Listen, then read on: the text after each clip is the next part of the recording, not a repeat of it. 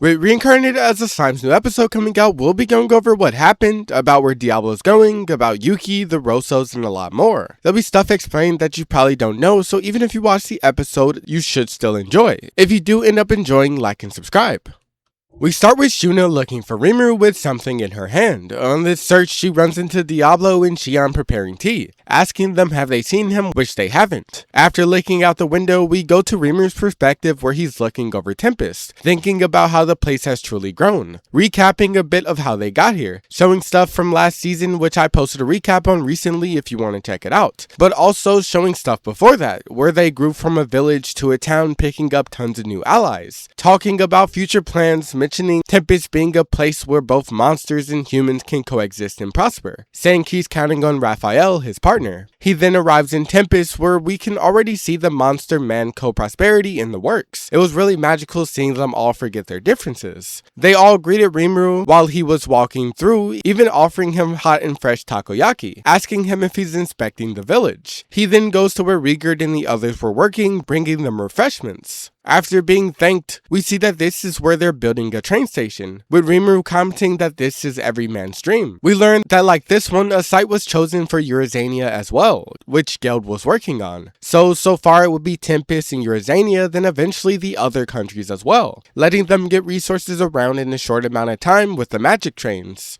Rigurd then explains how construction in the city has been going well also as they're building a assembly building, that Rimuru said they're making extra gorgeous for no reason. They said they're doing that to make Rimuru's tremendous power known far and wide. They then talked about the dungeon. Gabiru's research team are relocated out of the cave, most likely due to their recent research about how magic kills actually work. They built a members only elf bar on the 95th floor, cause who doesn't like elves? In the midst of this random adventurer started complaining about the dungeon to two guards, saying how it's a scam for most adventurers because it was too hard. There were nothing but enemies everywhere, no rare weapons or anything such as bathrooms, food, or even guidance, saying that they must not actually want anyone to be able to beat it. The guards were having a hard time with this, especially with this guy's remarks against monsters, leading to Benimaru stepping in, making this guy run with one look. Rimuru then came to check it out and realized that they most likely need to change the dungeon a bit, since even though these guys are just complaining about losing, if this keeps up it'll hurt them in the long run, saying sorry to Rigurd and the other guard for letting them get caught in this. We then go to where Hinata sensei is teaching a bunch of students. We even see that Rimuru's students have been relocated here. She's teaching them about elemental magic and elementals, or if you want to call them spirits in general. She explains that an elementalist is a special class of mage that commands spirits, asking if anyone knows what's unique about the magic skills they use. Pretty much everyone raised their hand wanting to answer, but out of everyone there was one person who stood out. Hinata saw him instantly. He just wanted to attend the class, but she wasn't having it, kicking him out the class without a second thought, which got the other students even more in line. Tess asked if Rimuru was okay, which he said he was fine, but really did want to learn from Hinata too. They talked about how the students really do listen to her, and how they really appreciate her for taking the time to teach them even though she's extremely busy. Knowing Hinata's an expert in spirits, definitely not from experiencing it firsthand, he figured that she'd be a perfect teacher for them. Not that he thought she would have actually agreed. The students were happy since moving, getting alone with their classmates, since they actually had a chance to have more friends. He explains how he couldn't leave them in Ingracia now that he knows Yuki's a bad guy. Going back to the town hall, he barely missed Shuna, investigating a smell which was tea. This tea, with one look we could tell who made it. It even made Diablo, who's extremely strong, even unstoppable for most, feel sick, saying that this must be what an illness is like. How intriguing. Personally, I'd cry if I was the one who made him say that, but she asked what's intriguing, asking if he thinks he can serve his position in that state. He said more importantly, does she truly intend to have Rimuru drink this? She didn't get how bad it truly was, but while they were having this conversation, Rimuru popped up asking what they're making. She snatched the cup from Diablo, immediately turning around. Diablo turned about to explain, but was cut off by Xian, who was fumbling with her words, trying not to reveal she was having him teach her how to make tea. Seeing her mess up, Diablo shoved her aside, saying how Shuna was looking for Rimuru. She then popped up right after, saying she was looking for him all day. He was worried that something was wrong, but she showed that she had just made a new treat. She wanted him to be the first to taste it, which delighted him, letting her win one on Xian. Now, in Ingracia, on a rainy day to set the mood, we see Yuuki realizing Rimuru clearly doesn't trust him now, saying he'd rather not be antagonistic right now if possible. They said maybe they shouldn't have messed with him, explaining how Yuuki instigated the 7 days clergy into sending Hinata to slay Rimuru. Kigali asked if Rimuru caught him in the act, but Laplace said how that couldn't be it because Yuuki left no evidence. Yuuki himself explained how at first glance there shouldn't be any evidence on him since he ran everything through Damrata, saying when he learned of Rimuru's relationship with Shizu, there was no way he could refuse contact with the Eastern merchants, since even their paper they used was made from the Empire. That's one thing, but also for the guild situation, if you remember last season when he admitted to the guild having connections with the East, he couldn't really deny it. It wasn't really possible for a guild with so many members to not have a connection to them, saying that and the paper is enough evidence, which is crazy because those are the exact things that got him caught. Yuki's kinda smart. Kigali wanted to know if they should revise the plan since with this suspicion they can't proceed as they have, but Yuuki said no, they maintain their status quo. That means they keep things the way they are, saying he just needs to make Rimuru think there's no need for them to be antagonistic right now. People can change their viewpoints based on their circumstances, saying Rimuru's side came looking for help from him managing their dungeon after all, to promote it and the prize money that was being offered. They were worried that it was a trap, but Yuuki said he knows it's most likely so they can balance their profits and losses, saying they'll use this to their advantage to keep an eye on things while doing what they can, for the sake of their ambition as well, since they haven't given up supremacy over the West. If you need a bit more information into Yuuki to understand why he wants world domination, we already know Yuuki's extremely smart, as he's been making these plans that take even Raphael a second to solve, due to how little evidence he leaves linking himself. If we look deeper into his past, we find out why he's so smart and what drives his desire to conquer the world. When Yuuki was still in Japan, his parents were hit by an overworked truck driver, plunging him into despair. He found out that the system is corrupt and takes advantage of innocent people due to the driver being ruled innocent. He thought of chasing revenge but didn't because he didn't want to inconvenience so many innocent people, leading him to the route of trying to change the world step by step by becoming a politician, since he was smart enough. Though before he could finalize the plan, he was summoned to the Central World by Kigali, which is how they first met. Kigali sought to steal Yuki's body since he was dying due to his fight with the up-and-coming Demon Lord Leon. He tried using an ability that would destroy Yuki's spirit instantly, but with how smart Yuki was, he understood the world and awakened his unique skill,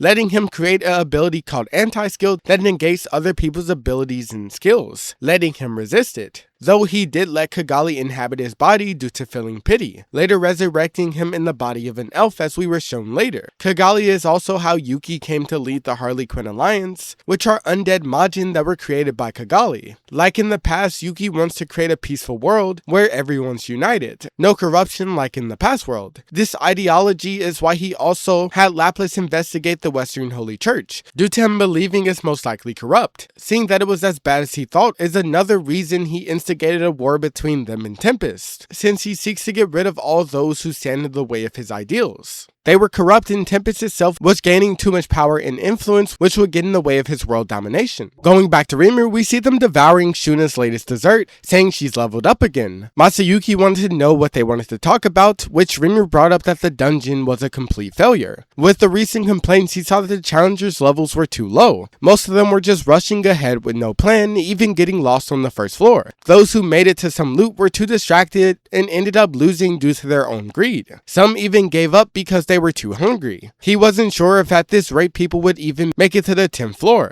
saying that this is a crisis, which Veldora completely understood because it meant that he wouldn't get to do anything. If this kept up, all their hard work would have been for nothing. Miles said that this was most likely due to all the adventurers being beginners. While they were racking their brains looking for an idea, especially the guy with a supercomputer as a skill, Masayuki had a ton of good ideas I guess they didn't think about. He was worried of speaking out of turn, but after being encouraged by Rimuru to share his opinion, he suggested that they give a course to the people to teach them everything they need to know about the dungeon, letting them experience combat, traps, and a lot more. As someone who's experienced the dungeon firsthand, he had a ton more suggestions, such as lodging and a place to eat on each floor, especially since it's hard to be there without any bathrooms. He also suggested that they add a single-use save point that people can use, and that monsters actually drop items. They really liked his ideas and said they would add them all. With these suggestions, Rimuru saw that he maybe made the dungeon too hard, thanking Masayuki for his suggestions, saying he was right to have a fellow gamer come here. He even got a compliment from Veldora and Remris saying he has potential, though at this time he didn't know who they were. After being introduced to them, he was absolutely terrified since he was in front of a demon lord and the storm dragon Veldora. Remris so kindly offered to let him become one of her underlings, and Rimuru apologized to him for freaking him out. Before leaving, Milmail wanted to give one more suggestion, which was a letter of challenge from Rimuru, trying to get as many people as possible to try the dungeon. Anyone who gets past floor 50 would receive a stellar gold coin as a monthly bonus, bosses would grant monetary value, and anyone who conquered floor 100 would get 100 stellar gold coins, which seems like a lot until you remember who's on that floor. People were wary at first, but this pushed them all to come to Tempest, which Rimuru was glad about. Masayuki questioned about the 100 gold coins, but they said it was targeted at sponsors who hire adventurers, saying they need to offer at least this much if they wanted them to participate. Though it didn't matter since Veldora is the boss of that floor, so the chance of anyone actually bidding it was close to zero, leading to the biggest scam in Tempest so far, saying that they're counting on Masayuki and his group to show them how it's done and promote it. I really do wonder if Masayuki knows he's being extorted just like when he was with Yuuki. After this, the students headed home from school and Rimuru saw various reports, all saying that their sales were up, tasting some tea on his desk which he noticed had a different flavor, finding out it was Xian's who made it as she tried to take it away, thinking it was bad. After being reassured by Diablo that it was safe, Rimuru drank it saying it was good, which led to her going to prepare him another cup, celebrating in the hall. Now her and Shuna are tied. Before Diablo left, Rimuru wanted to reward him for all he had did after the defeat of Phalanx. Diablo didn't want such a reward, saying all he desired was to be of use to Rimuru, though there was one thing he would like, which was to have a subordinate that could handle miscellaneous tasks for him. Rimuru thought he meant like pouring tea since he was a powerful demon, but he actually meant for things like destroying other nations so he could stay by Rimuru's side at all times, saying he wanted to ask some old friends, asking if Rimuru could prepare a doll for them just like he did with Beretta. Small spoiler warning, if you care you might want to skip a minute ahead because I'm about to explain about Primordials and a bit into Diablo's plan. As for what Diablo plans to do is go to the other Primordials that we've been shown throughout the series. Jan, Violet, and Blanc. He couldn't go to the other two since they're already with Guy due to losing to him. Like he said, he's going to go recruit them. Now, if you don't know what Primordials are, they're long-lived demons who have been alive since the existence of time, like their names suggest they were.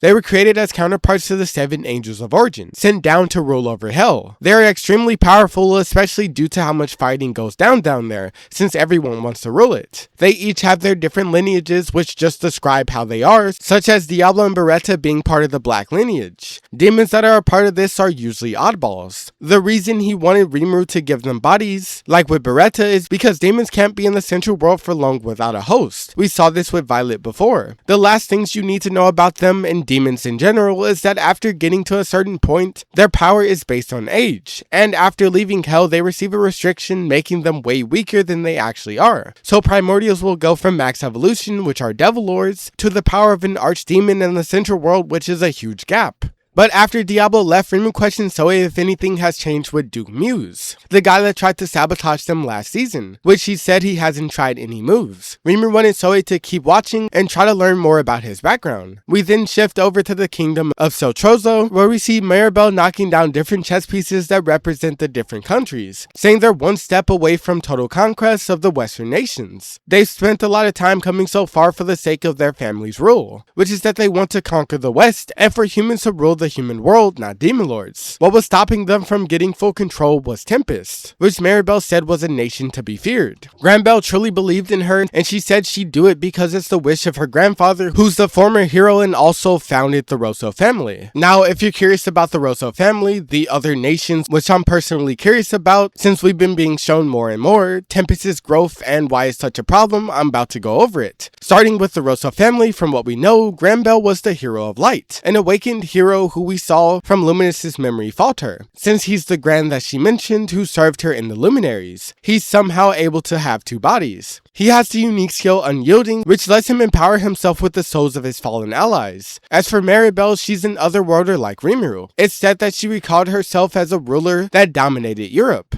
She has the unique skill Greed that lets her dominate someone based on their desire. Now that the Grand Bells are out of the way, let's go to the other nations in Tempest. The reason they were so afraid of Tempest was because of its power and how fast it has grown. In the short span of 2 to 3 years, Tempest has become a nation on par with some of the most powerful. Due to the position and their strategy, they've seized trade routes, brought a bunch of the most powerful Western nations in their sphere, such as Phalanx, and alliances with places such as Blue Moon, Sorcery Dynasty, Dwargon, Lubelius, and more. Then there's the fact that Veldora is backing them. It was already hard to mess with the Forest of Jorah, but with Rimuru's help, all the monsters there have leveled up, becoming unstoppable for most people. All these monsters are now also working together as well. Out of everything, she fears how he's trying to dominate the world through economics, since he's constantly spreading his influence, and with the new plan, everything will run through Tempest first, whereas before they had control over everything. Now for the other nations and how the map is in general, sitting above Tempest is Dwargon, which is the nation of dwarves that actually make the world's currency. Blummin, which is home to humans and known for their intelligence gathering. Below is Carrion's domain, Eurazania, which is mostly home to demi-humans / lycanthropes. Freya's Harpy country, Fulbrosia, which is home to harpies. Clayman's domain, Gistarv, which was mainly home to the elves at first since it was an elven kingdom, but after Clayman's rule it became home to various Majin, demi-humans, and the elves turned into dark elves. Melum's domain, the Forgotten Dragon, which is mostly home to the dragon newts. After Walpurgis, this all became Milum's, with the exception of Rimuru also having ownership of Clayman's domain. On the right side is the Eastern Empire, which is where the merchants come from. We'll know more about them later. Phalanx and Siltrozo was next to Dwargon, with Phalanx being what Rimuru had Yom and Diablo take over. It was an immensely powerful and wealthy country, actually one of the most powerful. Also being one of the biggest sponsors of the Council of the West. It was home to humans. For Siltrozo, it's home to 2 million people and ruled / founded by the Rosso family. Granbell founded the Council of the West and holds strong influence over the Western nations, alongside the 5 elders he was talking with. Guy's domain is above on the frozen continent, being home to the demons that serve him alongside Veldora's sister Velzard. On the left side of the map is Lubelius, which is Luminous's domain, home to the Western Holy Church that protects its citizens from monsters. Serion, which is home to the elves, having some of the most advanced science in Tensura. It's made up of 13 kingdoms boasting power on par with Dwargon. And Ingracia, which is one of the most advanced human nations in the West. That's where the guild is, and it's said to hold around 20 million people. If you enjoyed and want to see more episodes like this, like and subscribe.